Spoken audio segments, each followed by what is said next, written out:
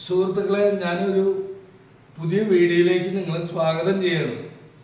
വേറെ ഒന്നുമല്ല, ഞാനിപ്പോൾ കൊടകര പഞ്ചായത്തിൽ കനകമല എന്ന് പറയുന്ന പ്രദേശത്ത് ഒരു വീട്ടിലാണ്. ആ വീട്ടിലെ ഒരു യുവാവ് B.Pharm എക്സാമിൽ എൻട്രൻസ് എക്സാമിൽ ഫസ്റ്റ് റാങ്ക് മേടിച്ചേക്കാണ്, സ്റ്റേറ്റിൽ ഫസ്റ്റ് റാങ്ക്. അപ്പം അദ്ദേഹത്തിനെ നിങ്ങൾക്കൊന്ന് പരിചയപ്പെടാനും അദ്ദേഹം പറയുന്ന കുറച്ച് കാര്യങ്ങൾ നിങ്ങൾക്ക് കേൾക്കാം. പേരെന്താണ്? എൻ്റെ പേര് വിനായകൻ നാരായണൻ. കൺഗ്രാജുലേഷൻ. എന്തായാലും നമ്മുടെ നാടിന് വലിയൊരു അഭിമാനമായി താങ്കളിപ്പോൾ. ഇപ്പം എന്തിലാണ് ഇപ്പോൾ റാങ്ക് കിട്ടിയത്? എനിക്ക് Kerala engineering and medical association അവർ ചെയ്ത എൻ്റെ B.Pharm എക്സാമിനാണ് 1ാം റാങ്ക് അടിച്ചിരിക്കുന്നത്. അപ്പോൾ അത് എഴുതി സന്തോഷമുണ്ട്, വളരെ സന്തോഷം. ദൈവത്തിനോടും അമ്മയോടും അച്ഛനോടാണ് ഏറ്റവും കൂടുതൽ നന്ദി ഞാൻ പറയുന്നത്.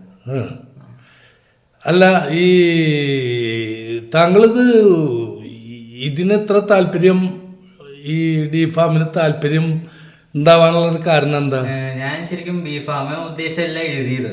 ഞാൻ ശരിക്കും നീറ്റ് എക്സാമിന് വേണ്ടി ഞാൻ പ്രിപ്പയർ ചെയ്യുന്ന ഒരു വ്യക്തിയാണ് ഞാൻ. അപ്പൊ ഞാൻ നീറ്റ് എക്സാം എഴുതിയിരിക്കുവാണ്.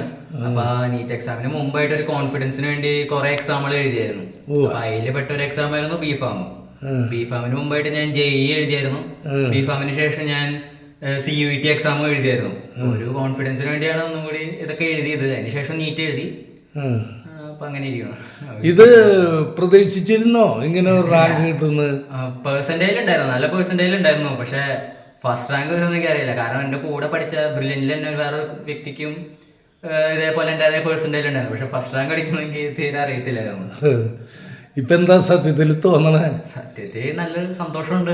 കൂടെയുള്ളവരോടൊപ്പം എല്ലാവരോടും നന്ദിയുണ്ട്. കൂടെ നിന്നവരോടും ദൈവത്തിനോടും എല്ലാവരോടും നന്ദിയുണ്ട്.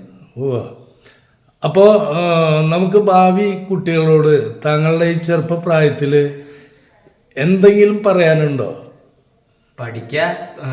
ഞാൻ അങ്ങനെ ഏതിനും എന്തിനോ, അതായത് പാരൻസ് നിർബന്ധിക്കണ കാര്യത്തിൽ പഠിക്കണമെന്ന് ഞാൻ പറയത്തില്ല. നിങ്ങൾക്ക് നിങ്ങളുടെ പാഷൻ ഏതാണോ അതിനോട് പഠിക്കാനേ പറയത്തുള്ളൂ. നിങ്ങൾക്ക് ഏതിനാണോ ആഗ്രഹം, നിങ്ങൾക്ക് ഏറ്റവും കൂടുതൽ എന്താവാനാണോ ആഗ്രഹം, അതിനുവേണ്ടി കഷ്ടപ്പെടുക. അല്ലാണ്ട് ഒരാളുടെ നിർബന്ധത്തിന് വഴങ്ങിയിട്ട് അതിന് വേണ്ടി പോകരുത്. നിങ്ങൾ നിങ്ങളുടെ ഇഷ്ടം എന്താണോ അതനുസരിച്ച് പഠിക്കുക. പഠിക്കാനുള്ളത് പോവുക. ഇപ്പോൾ സ്പോർട്സ് ആണ് താല്പര്യം, സ്പോർട്സിന് പോവുക. പക്ഷെ അത് നേടാനുള്ള കഷ്ടപ്പാടും അതിനുള്ള വഴിയും നിങ്ങൾ തന്നെ ഒരുക്കണം. അത്രേ ഉള്ളൂ. പിന്നെ നിങ്ങളുടെ ടീച്ചേഴ്സിൻ്റെ ഭാഗത്തുനിന്ന് താങ്കൾക്ക് ഒരുപാട് സഹകരണങ്ങളും അല്ലെങ്കിൽ മറ്റുള്ള കാര്യങ്ങളൊക്കെ ഉണ്ടായോ? വളരെ നന്നായിട്ടുണ്ട്. ഞാൻ പറയാം, 10th, 11th, 12th ഞാൻ ഡോക്ടർ ആവണമെന്ന് ആഗ്രഹം വന്നത് 10th ശേഷമായിരിക്കും. അപ്പോൾ നീറ്റ് എക്സാം എഴുതാൻ തന്നെ നിൽക്കുന്നത് ഡോക്ടർ ആവാൻ വേണ്ടിയാണ്. അപ്പോൾ 10th തൊട്ട് എൻ്റെ ടീച്ചർമാരാണ് എന്നെ പഠിപ്പിച്ചതും ഇതൊക്കെ പഠിപ്പിച്ചതെന്ന് ഉദ്ദേശിച്ച് എൻ്റെ കാര്യങ്ങൾ മൊത്തത്തിൽ നോക്കിയതും അവരാണ്. 10th, 11th, 12th CKM-NSS ചാലക്കുടിയിലായിരുന്നു ഞാൻ പഠിച്ചത്. അതിനുശേഷം ഞാൻ ബ്രില്യൻറ്റിൽ ചെന്നു, ബ്രില്യൻറ്റ് പാല. അവിടെ ചെന്നിട്ട് 2 കൊല്ലം ഞാൻ അവിടെ നിന്ന് പഠിച്ചു, കഷ്ടപ്പെട്ടിരുന്ന് പഠിച്ചു. പക്ഷെ ആ ഒരു ബുദ്ധിമുട്ട് നമുക്ക് പുറത്തുനിന്ന് കാണുന്ന പോലെ ഒരു ഫീൽ അവിടെ ഇല്ല. അവിടെ നല്ല ഫ്രണ്ട്ലി ഫീലാണ്. ടീച്ചർമാരാണെങ്കിലും മാഷുമാരാണെങ്കിലും പ്രത്യേകിച്ച് അവിടുത്തെ ഡയറക്ടേഴ്സ് ആണെങ്കിലും കൂടെ നന്നായി സപ്പോർട്ട് ചെയ്യണ ആൾക്കാരാണ്.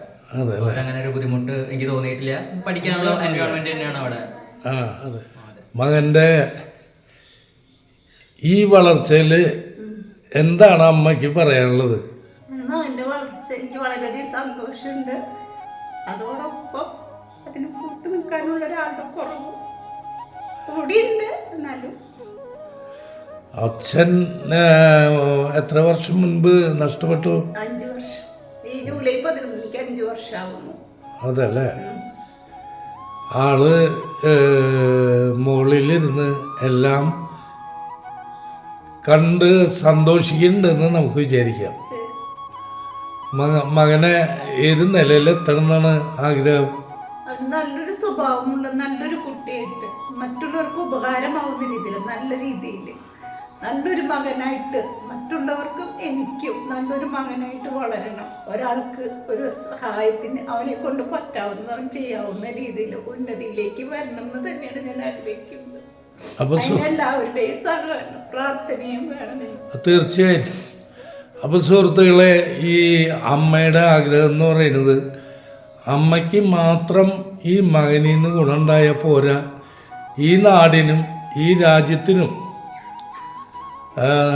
നല്ല നന്മകളും അദ്ദേഹത്തിൻ്റെ കഴിവുകളും ഉണ്ടായി വളരാൻ വളരെയധികം ആഗ്രഹിക്കുന്ന ഒരമ്മയാണ്.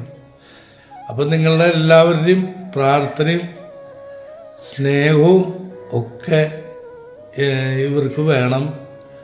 അന്ന് ഓക്കെ എന്നാൽ